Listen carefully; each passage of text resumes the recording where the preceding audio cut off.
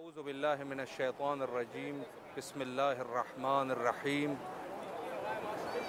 السلام علی الحسین وعلی علی ابن الحسین وعلی اولاد الحسین وعلی اصحاب الحسین۔ پروگرام سرزمین عشق میں آپ کی خدمت میں حاضر ہے، اور اس وقت ہم بین الحرمین حضرت مولا عباس علیہ السلام اور حضرت امام حسین علیہ السلام کہ دونوں حرموں کے درمیان بالکل درمیانی علاقے میں موجود ہے، اور ہماری خوش قسمتی ہے کہ آج ایک دفعہ پھر ہمارے ساتھ استاد محترم آیت اللہ شیخ حسن رضا غدیری صاحب ہمارے ساتھ موجود ہے۔ انشاءاللہ العزیز زیارت حضرت سید الشہداء علیہ السلام کے فضیلت کے عنوان سے ان کے ساتھ گفتگو کرتے ہیں اور انشاءاللہ استفادہ کرتے ہیں۔ السلام علیکم ورحمۃ اللہ وبرکاتہ۔ السلام علیکم ورحمۃ اللہ وبرکاتہ۔ جی قبلہ خیریت سے انشاءاللہ؟ الحمدللہ رب العالمین، اللہ سلامت رکھے آپ کو، اللہ سلامت رکھے آپ۔ جی قبلہ زیارت حضرت سید الشہداء علیہ السلام کے عنوان سے ہماری گفتگو کا سلسلہ جاری ہے، تو کربلا کے زیارت ظاہر ہے کہ پورے مومنین کا ایک مرکز ہے، اور دنیا بھر کے جتنے بھی مومنین ہیں ان کی خاص تمرکز کی جگہ ہے کربلا مقدسہ، تو ان کے فضائل میں اور آپ کیا کچھ فرمائیں گے؟ اعوذ باللہ من الشیطان الرجیم، بسم اللہ الرحمن الرحیم، الحمدللہ رب العالمین، والصلاة والسلام علی سیدنا محمد وآلہ الطاہرین، اما بعد۔ یقیناً فضیلت زیارت سید الشہداء علیہ السلام کے حوالے سے دو طرح کی باتیں ہم یہاں کر سکتے ہیں۔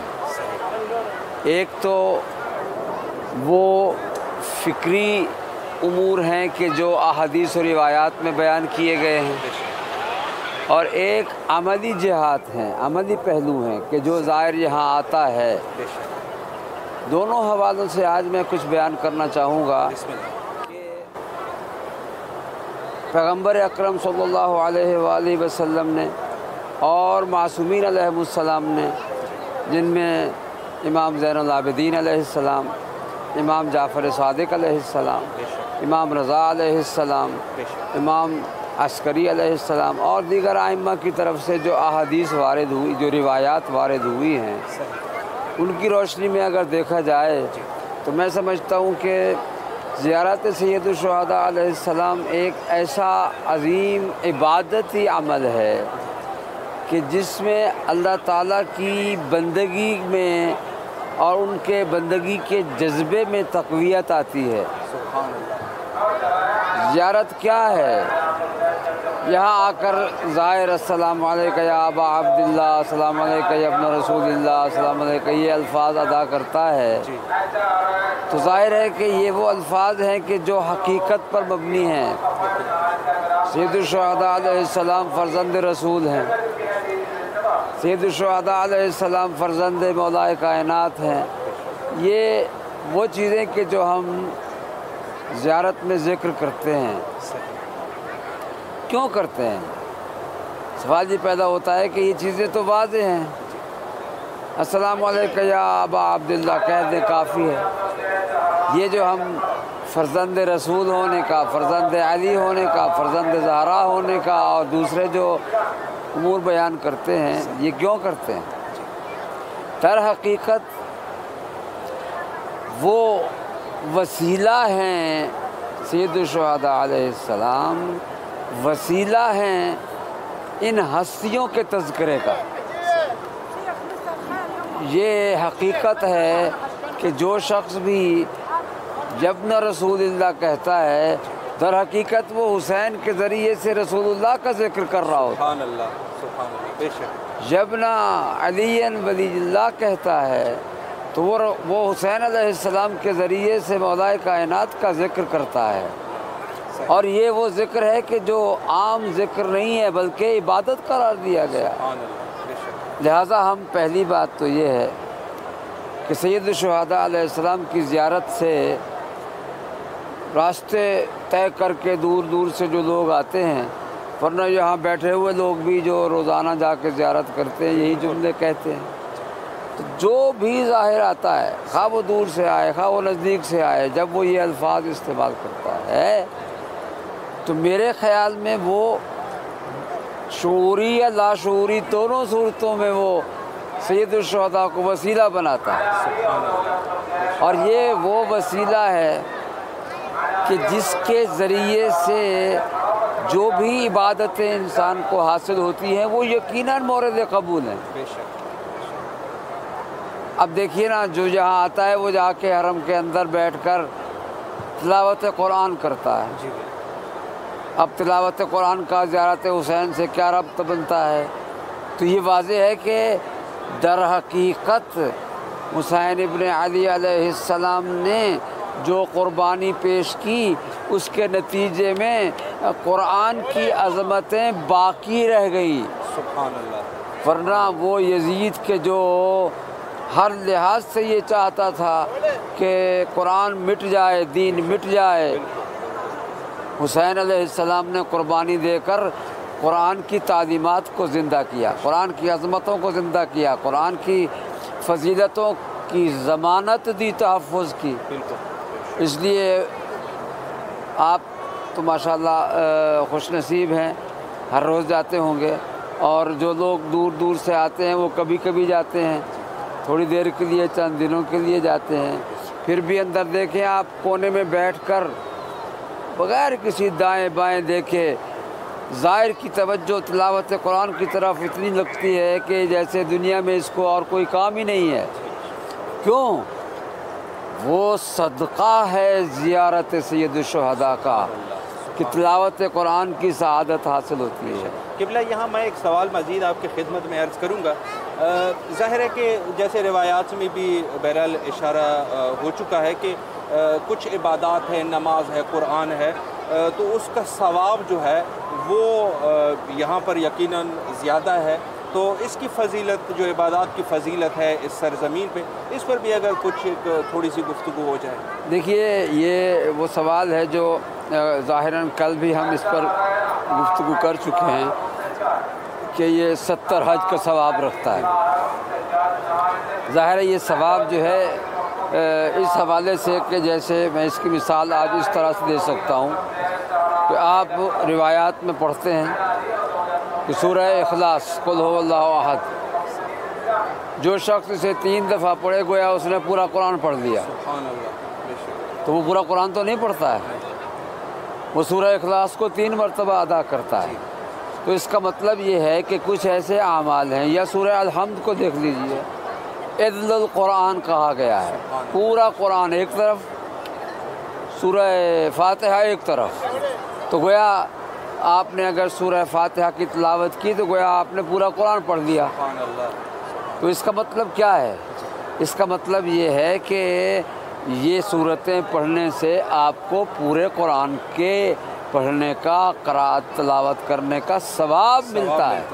جی بالکل۔ سید الشہداء علیہ السلام کی زیارت سے جو ثواب حاصل ہوتا ہے وہ ان اعمال کے ثواب کے برابر یا اس سے زیادہ یا 70 گنا تک جاتا ہے کہ جو ہم واجب اعمال کی صورت میں ادا کرتے ہیں اور انجام دیتے ہیں۔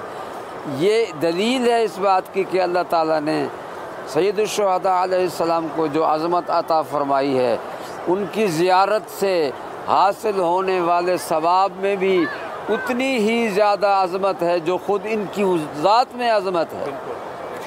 آپ دیکھیے کتنی روایات ایسی ملتی ہیں کہ سید الشہداء علیہ السلام کو پیغمبر اکرم نے اپنے کندھے پر بٹھا کر مدینے کی سیر کروائی۔ بالکل۔ اب یہاں ایک روایت مجھے یاد آ رہی ہے کہ کسی نے پوچھا، یا رسول اللہ، آپ نے اپنے نواسے کو کندھے پر کیوں بٹھایا ہوا ہے؟ تو پیغمبر اکرم نے ارشاد فرمایا کہ کیا تم نے کبھی کوئی درخت نہیں دیکھا ہے کہ جس کا بہت اونچا لمبا درخت ہوتا ہے اور اس کے اوپر پھل لگا ہوتا ہے؟ صحیح۔ سبحان اللہ، سبحان اللہ۔ اور وہ درخت دراصل اس پھل کی وجہ سے پہچانا جاتا ہے کہ یہ فلاں پھل کا درخت ہے، فلاں چیز کا درخت ہے۔ تو پیغمبر اکرم نے ارشاد فرمایا کہ مجھے بھی حسین کے ذریعے سے پہچانا۔ سبحان اللہ۔ اور یہ وہ عظمت ہے کہ میں سمجھتا ہوں وسیلہ معرفت رسول اللہ صلی اللہ علیہ وآلہ وسلم ہیں حضرت سید الشہداء امام حسین علیہ السلام. اور جو زائر آتا ہے اسے ایک زیارت کے ساتھ ساتھ کئی زیارتیں مل جاتی ہیں، اور وہ خوش قسمت ہے کہ وہ مدینہ نہیں جا سکتا، یہاں آتا ہے تو اسے مدینے کی زیارت، مدینے والے کی زیارت مل جاتی ہے. وہ مکہ نہیں جا سکتا ہے، جیسا کہ پہلے ہم نے ایک روایت میں بیان کیا تھا کہ من زار الحسین فکأنہ زار اللہ فی عرشہ. اللہ زمان و مکان سے پاک ہے، اللہ عرش میں بیٹھا ہوا نہیں ہے، اللہ پوری کائنات پر ہے، موجود ہے، ہر جگہ موجود ہے، وہ زمان و مکان سے منزہ ہے. مگر کیوں کہا فی عرش؟ لفظ عرش در حقیقت اس بلندی اور عظمت کی طرف اشارہ ہے جو اللہ کے لیے. سبحان اللہ. امن زار اللہ فی عرشہ، یعنی اس عظمت کے مالک کو اس کی عظمت کے مقام میں اس نے اس کو دیکھا، اور یہ وسیلہ بنے ہیں معرفت خداوندی کے. لہٰذا میں سمجھتا ہوں کہ زائر حسین کو جو عزت عظمت حاصل ہے وہ اس حوالے سے بھی ہے کہ اسے ایک زیارت کے بدلے میں کئی زیارتوں کا ثواب حاصل ہو جاتا ہے. اور یہ وہ یہاں ایک بات اور بھی آج آپ کی خدمت میں عرض کرتا ہوں، یہ ثواب جو ہے یہ موقت نہیں ہے، اس کا بھی میں اشارہ کر چکا ہوں شاید، بلکہ یہ ثواب دائمی ہے. آتا ہے زائر زیارت کر کے چلا جاتا ہے، لیکن جب تک وہ زندہ رہتا ہے اسے اس کا ثواب ملتا رہتا ہے. یہ نہیں کہ منقطع ہو گیا، بس آیا 3 دن زیارت کی، 7 دن زیارت کی، چلا گیا اور اس کے بعد زندگی کے باقی امور میں مصروف ہو گیا. نہیں، بلکہ زندگی کے باقی امور میں بھی اسے سید الشہداء علیہ السلام کی زیارت کا ثواب حاصل رہتا ہے. اس لیے بات روایات میں ظاہراً حضرت امام رضا علیہ السلام کی ایک روایت مجھے یاد آ رہی ہے، اس میں امام نے فرمایا کہ جو شخص زیارت ابا عبداللہ علیہ السلام سے مشرف ہو وہ اپنے آپ کو بلندی کی اس منزل پر فائز سمجھے کہ جس منزل پر فرشتے بھی فائز نہیں ہیں. کچھ فرشتے ہیں کہ جو ہمیشہ محدقین قبر ابی عبداللہ الحسین، جو ہمیشہ رہتے ہیں، جنہوں نے قبر سید الشہداء کو گھیرا ہوا ہے اور زائر کے لیے دعائیں کر رہے ہوتے ہیں. یہاں ایک سوال میں آپ سے یہ بھی کرتا ہوں، کبھی آپ نے یہ سوچا ہے کہ یہ فرشتے یہاں محدقین جو ہیں ہر وقت رہتے ہیں کیا کرتے رہتے ہیں؟ یہ فرشتے جو ہیں 2 کام کرتے ہیں. 2 کام کرتے ہیں. ایک تو یہ کہ خود زیارت سے مشرف ہوتے ہیں، سبحان اللہ. اور دوسرا وہ زائر کو دیکھ کر زائر کے لیے مغفرت کی دعا کرتے ہیں. سبحان اللہ. یہی وہ بات ہے کہ جسے روایات میں بیان کیا گیا ہے کہ من زار الحسین علیہ السلام غفر ذنبہ یا غفرت ذنوبہ، جو آتا ہے زیارت کے لیے اس کے گناہ بخش دیے جاتے ہیں.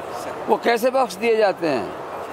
محدقین جو ہیں، یہ ارد گرد جو ملائکہ ہیں، وہ اس زائر کی مغفرت کی دعائیں کرتے رہتے ہیں.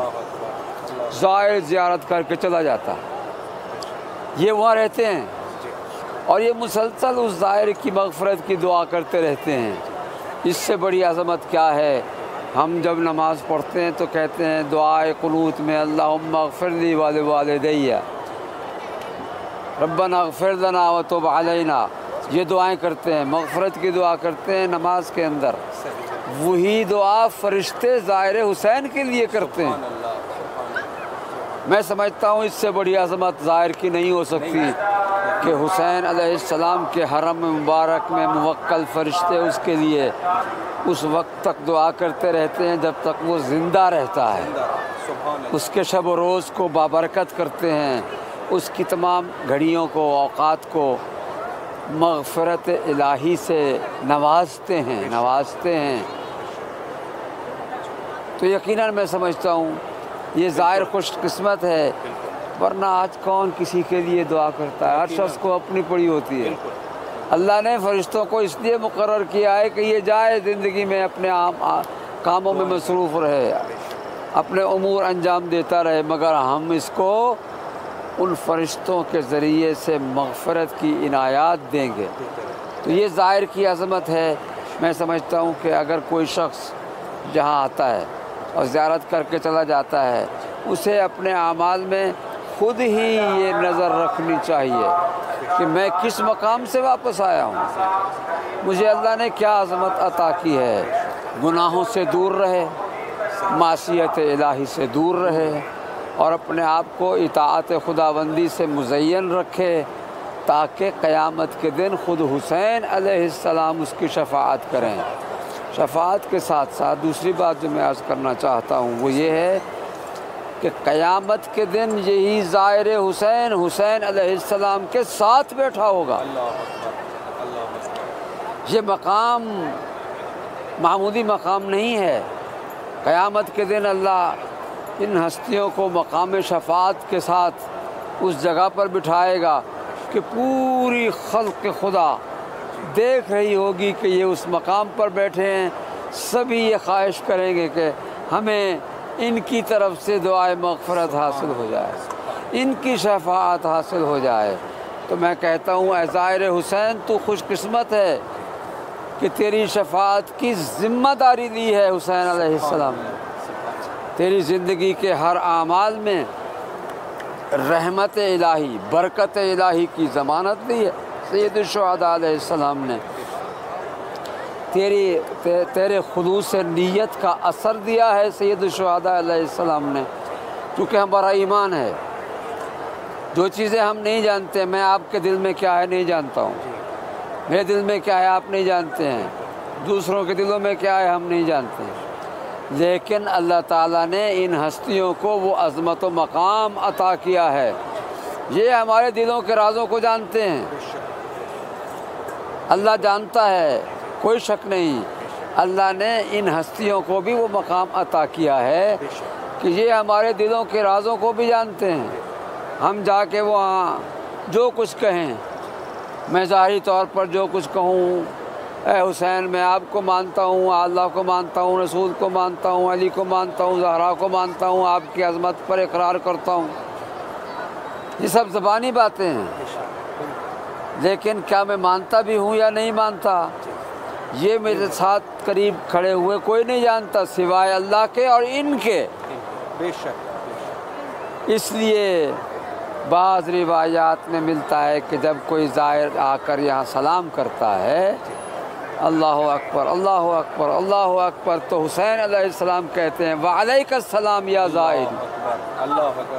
قبلہ یہاں پر ایک سوال میں آپ کی خدمت میں عرض کروں کہ زیارت کے لیے بہت ساری فضیلت میں روایات ہیں، جیسے آپ تقریباً گزشتہ جو 2 جلسوں میں بھی آپ تلاوت فرماتے رہے، تو بعض ایسی روایات ہے کہ جس میں جب وہ کہتے ہیں تو آخر میں ایک جملہ اضافہ ہو جاتا ہے، عارفاً بحقہ۔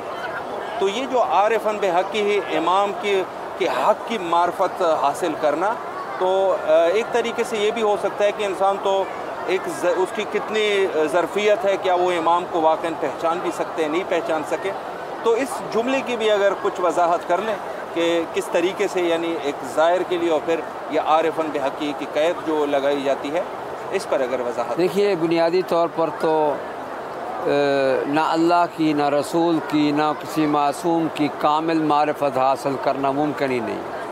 صحیح، یہ تو بڑی واضح سی بات ہے کہ ذات پروردگار تو خیر یقینی لامحدود ہے، اس کی عظمتیں، اس کی صفات لامحدود ہیں اور وسیع ہیں، وہ کوئی بھی اس کی لا یدرکہ بعد الہمم ولا ینالہ غوث الفتن۔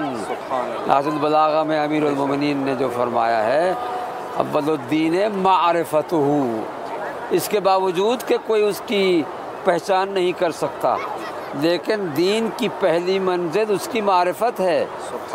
وکمال معرفت ہی التصدیق بھیا، وہ جو خطبہ ہے اس کی باقی جو شقیں ہیں، لیکن معرفت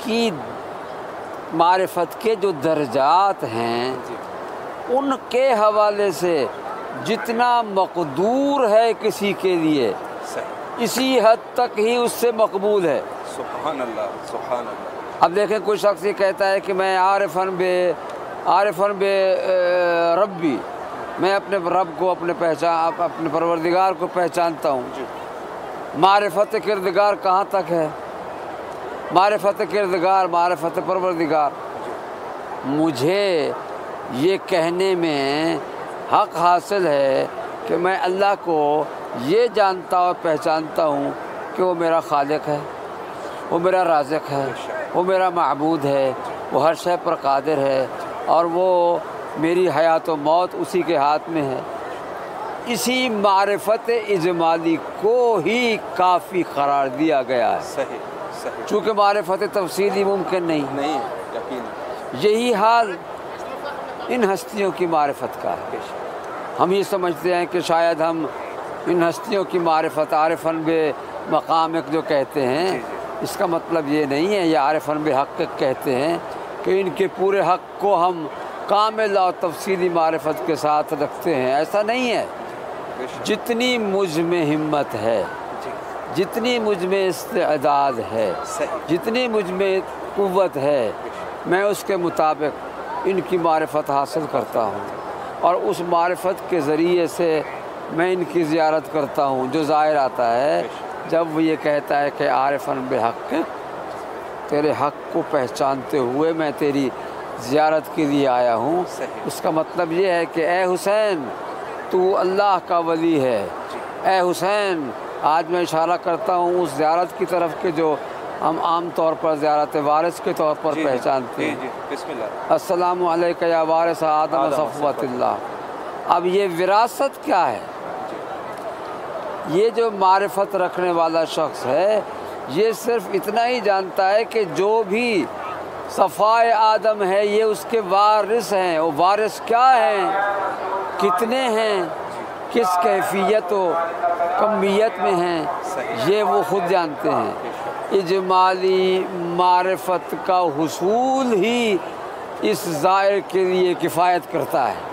सही। लिहाजा मारिफत के जो दर्जात इजमाल व तफसील हैं, उनमें इजमाली मारिफत को भी वही मकाम हासिल है जो तफसीली मारिफत को हासिल है। ये इनकी इनायत हैं, अल्लाह की इनायत है कि अल्लाह ताला इनकी इजमाली मारिफत को तफसीली मारिफत का दर्जा अता करता है।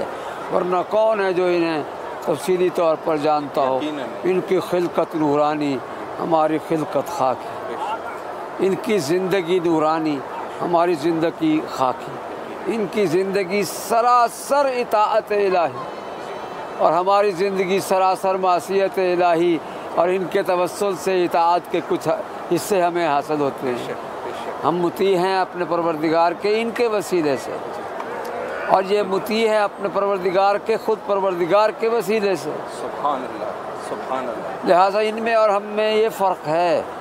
हम जितना भी किसी चीज़ की इनकी मारिफत हासिल करें, फिर भी वो मकाम बाकी रहता है कि जो इनके और हमारे दरमियान में है। आरिफन बिहक़ का मतलब ये है कि ए हुसैन इब्न अली अलैहिस्सलाम, मैं आपके हक़ की मारिफत रखता हूँ कि आप इस बात के हक़दार हैं कि मैं नज़दीक व दूर से आपकी ज़ियारत के लिए हाज़िर होता हूँ। सुभान अल्लाह, बेशक। और यही वो मकसद है कि जो किसी ज़ायर का होना चाहिए। वरना यहाँ आकर ज़ियारत के अल्फाज इस्तेमाल करके तवाफ़ कब्र करके बग़ैर मारिफत के कुछ हासिल नहीं होगा। मारिफत बुनियाद है, मारिफत अस्ल है, मारिफत रूह है, ज़ियारत बदन है। लिहाजा मारिफत के ज़रिए से और मारिफत हर शख्स जो है वो उसकी कदर व इताअत के मुताबिक होता है। जी बेशक। बहुत अच्छे तरीके से क़िबला आपने वजाहत फरमाई। एक सवाल मैं मज़ीद आपकी खिदमत में अर्ज़ करूँ कि हमारी एक ज़िम्मेदारियों में से ये ज़िम्मेदारी है कि ज़ाहिर है कि हम इमाम ज़माना अलैहिस्सलाम के मुंतज़िरीन हैं। तो ये जो ज़ियारत हम कर रहे हैं, ज़ियारत इमाम हुसैन अलैहिस्सलाम, तो ये क्या एक ज़मीना साज़ी है इमाम ज़माना अलैहिस्सलाम के ज़हूर के लिए, या इस किस्म के जो है कोई रब्त है इमाम के ज़हूर के साथ? इस पर भी अगर एक वजाहत हो जाए। देखिए, बुनियादी तौर पर जो जहाँ हम आते हैं, जैसे मैंने पहले कहा है कि हम معرفت خدا، معرفت رسول، معرفت امام، اس کا اظہار کرتے بھی ہیں۔ اور ظاہر ہے کہ سید الشہداء علیہ السلام وارث انبیاء ہیں، اور امام زمانہ علیہ السلام وارث سید الشہداء ہیں۔ سبحان اللہ۔ اس حوالے سے امام علیہ السلام وارث، امام زمانہ علیہ السلام بھی وارث انبیاء بھی ہیں، وارث مرسلین بھی ہیں، وارث ائمہ بھی ہیں۔ تو یقیناً اس زیارت سے ہماری توجہ ظہور امام زمانہ کی طرف جاتی ہے کہ سید الشہداء کے توسل سے ہم اللہ کی بارگاہ میں یہ پیش کرتے ہیں، یہ عرض کرتے ہیں پروردگار تو ہمارے امام زمانہ کو جلد ظاہر فرما۔ ہم تو یہاں آ کر یہی دعائیں کرتے ہیں، اور اس زیارت کے نتیجے میں جو اللہ تعالی ہماری آواز سنتا ہے کہ ہم اپنے امام وقت کے ظہور کی تعجیل میں اللہ کی بارگاہ میں اپنی درخواست پیش کرتے ہیں، تو یقیناً یہ زمینہ سازی ہے کہ اے حسین ابن علی علیہ السلام، اگر ہم میدان کربلا میں موجود نہ تھے مگر آج ہم تیرے وسیلے سے یہاں عرض کرنے آئے ہیں، اللہ امام کو ظاہر کرے تو ہم امام کے لیے ناصر قرار پائیں گے۔ گویا اپنی نصرت کا اعلان کرتے ہیں، گویا اپنے وجود کے ذریعے سے امام علیہ السلام کی خدمت میں حاضر ہونے کا اعلان کرتے ہیں۔ اور یہی وہ چیز ہے کہ جو انسان کے نفس کے اندر زمینہ سازی کرتی ہے کہ انسان اپنے آپ کو تیار کرے، اپنے آپ کو آمادہ کرے۔ ورنہ یہاں دیکھیں دنیا کی لذتیں، مادی لذتیں انسان کو معنوی اور روحانی لذتوں سے دور کرنے میں بہت مؤثر ثابت ہوتی ہیں، مگر کون سی چیز مانے ہے؟ زیارت سید الشہداء علیہ السلام۔ اس زیارت کے ذریعے سے زائر رک جاتا ہے معصیت الہی سے، اس زیارت کے نتیجے میں اطاعت کی طرف توجہ بڑھتی چلی جاتی ہے، اور یہ پہلا وہ نزدیک ترین اثر ہے زیارت کا۔ میں سمجھتا ہوں اس سے بہترین اثر ہو نہیں سکتا کہ جس ذریعے سے ہم اللہ کی اطاعت کا جذبہ پاتے ہیں، اور جو جذبہ ہے اس میں تقویت و اضافہ پاتے ہیں، اور دنیا کی آسائشیں ہمیں مغلوب نہیں کر سکتی۔ اور یہ مقام ظاہر ہے، مقام زیارت ہے کہ ہمیں اللہ تعالیٰ نے اس ہستی کے ذریعے سے ان تمام معرفتوں سے نوازا ہے، اور خوش نصیب ہے وہ ظاہر کہ جب وہ یہاں سے واپس جاتا ہے تو وہ مادی لذتوں کو چھوڑ دیجئے، وہ معنوی لذتوں سے مالا مال ہو کر جاتا ہے۔ اور یہ وہ معنوی لذتیں ہیں کہ جو انسان کی زندگی کا اصل مقصد ہے۔ ورنہ انسان کھاتا ہے، پیتا ہے، سوتا ہے، اٹھتا بیٹھتا ہے، کام کاج کرتا ہے، ملتا جلتا ہے لوگوں سے، زندگی یوں ہی تمام ہو جاتی ہے۔ وہ تو اس کی مادی زندگی کے امور ہیں، لیکن جو اس کی معنوی اور روحانی زندگی کے مسائل ہیں اس کے تحفظ کی ضمانت زیارت سید الشہداء سے حاصل ہوتی ہے، اور یہی وہ میں سمجھتا ہوں بہترین مقصد ہے کہ جو ایک زائر کو حاصل ہوتا ہے۔ جی قبلہ، ایک دو سوال آپ کی خدمت میں زائرین کی رہنمائی کے لیے بھی آپ کی خدمت میں پیش کروں۔ اس میں سے کچھ ایسا ہے کہ ظاہر ہے کہ انسان جب آتا ہے وہاں جوش جذبے کے ساتھ کربلا پہنچتا ہے، زیارت کرتا ہے، سارا کچھ کرتا ہے، یہاں پر ایک طریقے سے اپنے نفس کا تزکیہ کرتے ہیں۔ تو اس کے بعد جب وہ اپنے وطن واپس پلٹ جاتا ہے تو اس میں ہمارے یہاں کے مختلف معاشروں میں ہم زندگی گزارنے والے لوگ ہیں، امریکہ میں ہے، لنڈن ہے، بلکہ آج کل تو فساد جو ہے وہ ہر پوری دنیا میں ہے۔ تو یہ اس کی کیا بنیادی ذمہ داری ہے کہ یہ اپنی زیارت کو رکھ سکے، اس کی حفاظت کر سکے؟ اس کے لیے اگر کوئی تعبیر ایسا ہے کہ اس پر وضاحت کریں آپ۔ دیکھیے، بنیادی طور پر یہاں میں آپ کو ایک مثال دیتا ہوں، ان الصلاۃ تنہی عن الفحشاء والمنکر۔ کیا اس میں کوئی شک ہے؟ کوئی شک نہیں ہے، نماز برائیوں سے روکتی ہے۔ حج پہ جو جاتا ہے جو شخص، وہ حج کرنے کے بعد کیا اپنے اندر محسوس کرتا ہے، یا حج کے اعمال انجام دیتے ہوئے کیا محسوس کرتا ہے؟ وہ یہ محسوس کرتا ہے کہ مجھ جیسا کون ہے کہ جسے اللہ نے اپنے گھر کا طواف نصیب کیا، بے شک وہ کون ہے کہ جسے اللہ نے اپنی اس کی اپنی آنکھوں سے اللہ کے گھر کی زیارت کا شرف حاصل کیا ہے، وہ کون خوش نصیب ہے کہ جسے اللہ نے اس کے کانوں کے ذریعے سے تکبیر لا الہ الا اللہ اور اس کے اللہ اکبر کی آوازیں خود خانہ کعبہ کے قریب بیٹھ کر سننے کی عزت حاصل کی، کون ہے اس سے بڑھ کر؟ لیکن آپ کو یہ معلوم ہونا چاہیے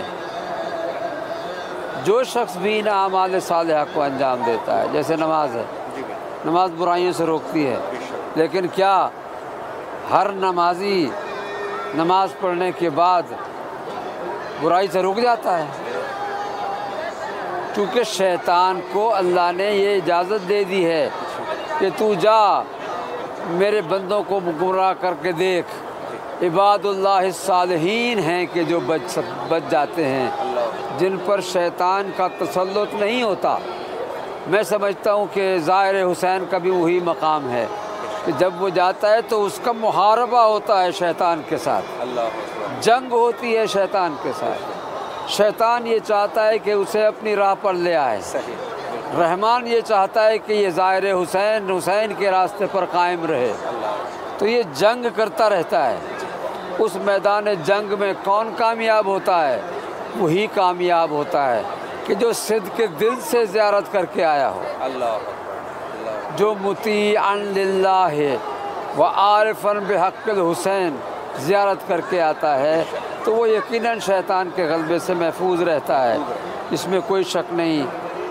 جیسا کہ کوئی نمازی نماز پڑھنے کے بعد معصیت الہی کا ارتکاب کر لیتا ہے اور شیطان کے غلبے میں آ جاتا ہے، شیطان کا مغلوب ہوتا ہے، اسی طرح سے ظاہر حسین بھی ایک امتحان کے مقام میں ہے، ابتلا کے مقام میں ہے، جنگ کے مقام میں ہے، تو پھر یہاں آ کر اسے قوت نصیب ہوتی ہے، طاقت ملتی ہے کہ وہ یہاں سے جانے کے بعد شیطان کا مغلوب نہیں ہوتا، شیطان کو اپنا مغلوب کر لیتا ہے، اور پھر اس کے بعد اس کی اطاعت الہی کی منزلیں شروع ہو جاتی ہیں۔ کتنے ایسے زائرین ہیں جو میں نے دیکھا ہے، آپ نے بھی دیکھا ہوگا، جو میں نے خود دیکھا ہے، زیارت کے بعد ان کی توجہ اللہ کی اطاعت کی طرف اتنی زیادہ ہوتی ہے کہ ہم انہیں دیکھ کر ہی رونا شروع ہو جاتے ہیں۔ مجھے ایک زائر کی بات یاد ہے، اس نے مجھ سے کہا تھا کہ مجھے اللہ نے زیارت سید الشہداء نصیب کی ہے، مولانا کیا مجھ جیسا خوش نصیب بھی کوئی ہو سکتا ہے؟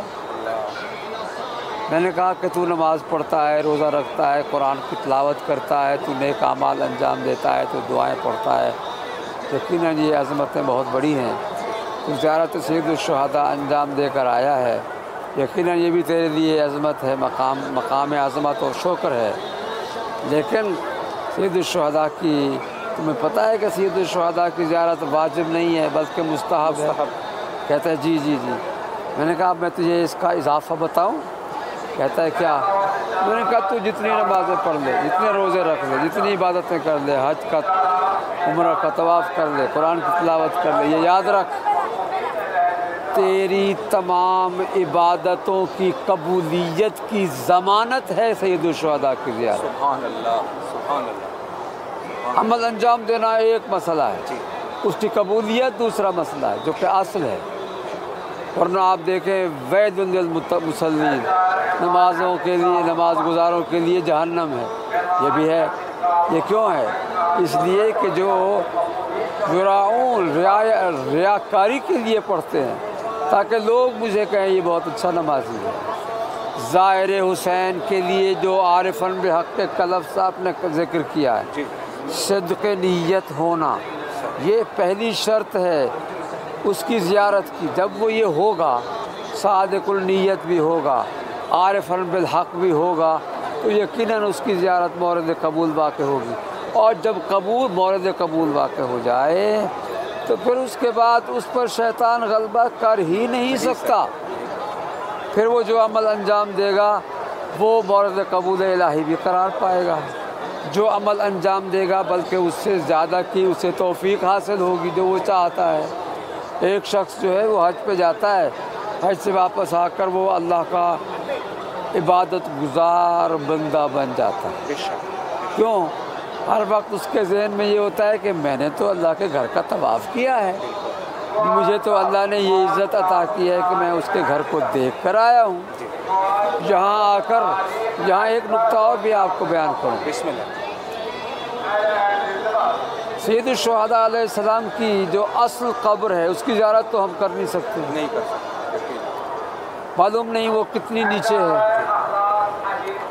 ہم اوپر رکھی ہوئی زری کو چوم کر یہ سمجھتے ہیں کہ گویا ہم نے سید الشہداء کی قبر کو چوم لیا۔ ہم زری کو پکڑ کر جب دعا مانگتے ہیں یا زیارت کرتے ہیں یا کچھ پڑھتے ہیں تو سمجھتے ہیں کہ گویا ہم نے قبر سید الشہداء پر ہاتھ رکھا ہوا ہے۔ ایسا ہے کہ نہیں ہے؟ بے شک ایسی ہے، بالکل۔ جو طواف کرتے ہیں وہ یہ سمجھتے ہیں کہ ہم قبر کا طواف کر رہے ہیں، جبکہ قبر اتنی نیچے ہے اور کتنی اونچائی پر یہ زری رکھی ہوئی ہے۔ ہم اس بات کے قائل ہیں کہ جس کی نسبت قبر سے جتنی بھی قریب ہو یا دور ہو، جو نسبت ہے اس کا وہی مقام ہے جو اصل کا ہے۔ سبحان اللہ، بے شک۔ ہماری دعائیں قبول ہوتی ہیں، ہمارا آنا قبول ہوتا ہے، ہمیں روحانی سکون ملتا ہے۔ میں اپنی بات کرتا ہوں، آپ یقیناً اور دوسرے جو ہمارے جو یقیناً اہل ایمان ہیں اور جو امام حسین علیہ السلام ٹی وی کو دیکھ اور سن رہے ہیں، یقیناً وہ بھی سب یہ محسوس کرتے ہوں گے جب اندر جاتے ہیں تو کبھی کسی کے بھی ذہن میں یہ نہیں آتا کہ میں صرف زری کو چوم رہا ہوں، بلکہ ہر شخص کے ذہن میں یہ آتا ہے کہ میں قبر کو چوم رہا ہوں۔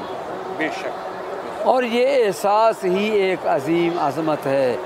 یہ ذریعہ مبارک لوگوں نے بنائی چونکہ اس کی نسبت قبر سید الشہداء سے، اس قبر کی نسبت سے اس کی اتنی عظمت ہے کہ ہم اسے چوم کر اپنے دل میں ایک روحانی سکون محسوس کرتے ہیں۔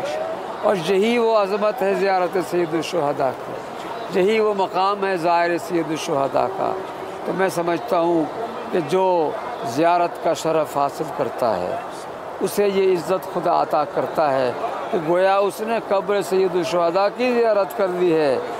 اور قبر سید الشہداء کی زیارت کوئی معمولی عمل نہیں ہے۔ انبیاء آتے ہیں، مرسلین آتے ہیں، ملائکہ آتے ہیں، عباد اللہ صالحین آتے ہیں قبر سید الشہداء کی زیارت کرنے کے لیے۔ جو ملائکہ وہاں پر موظف ہیں وہ ہر وقت اس شرف سے نائل ہوتے ہیں، یہ شرف پاتے ہیں۔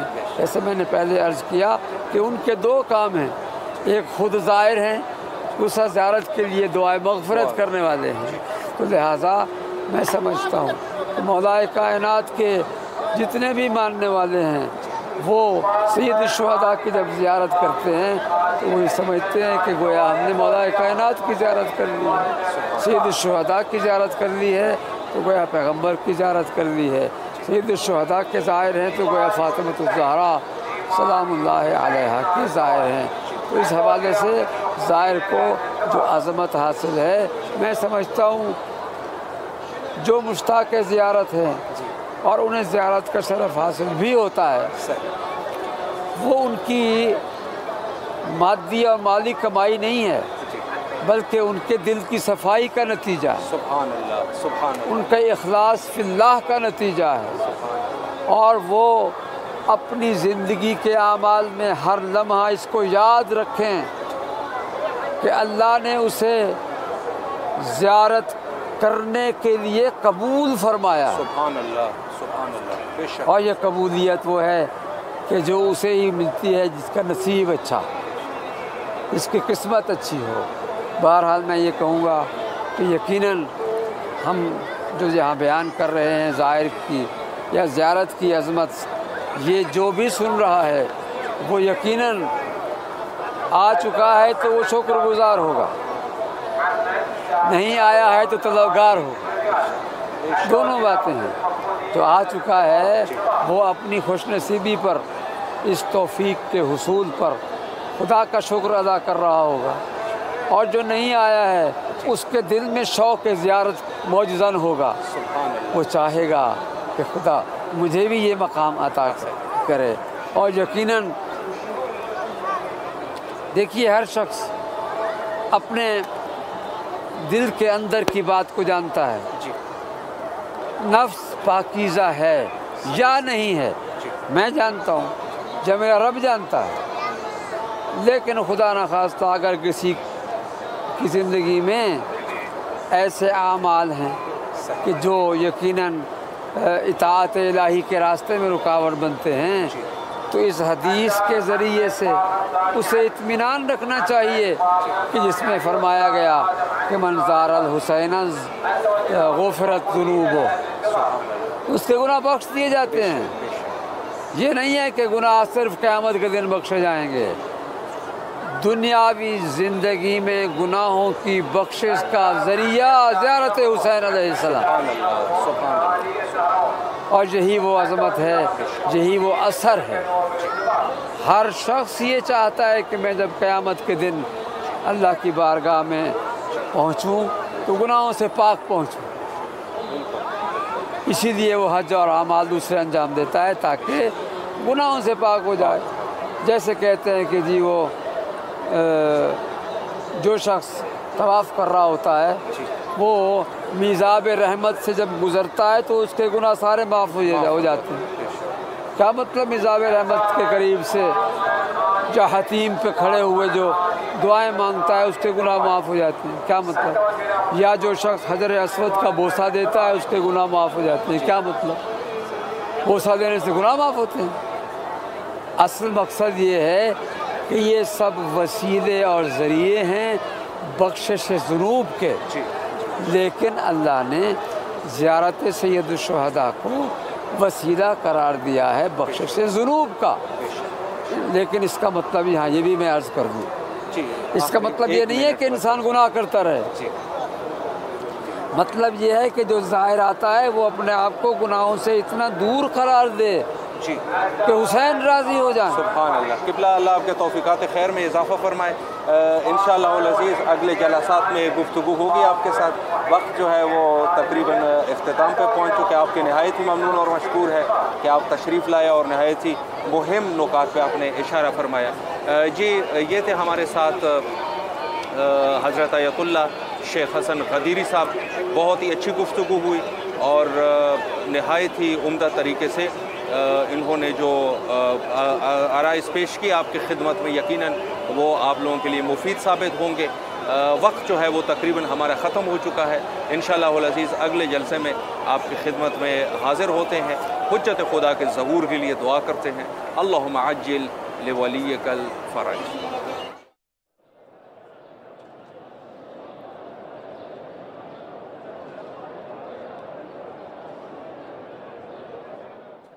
مهر تو ای حسین جان از دل کشد زبونه،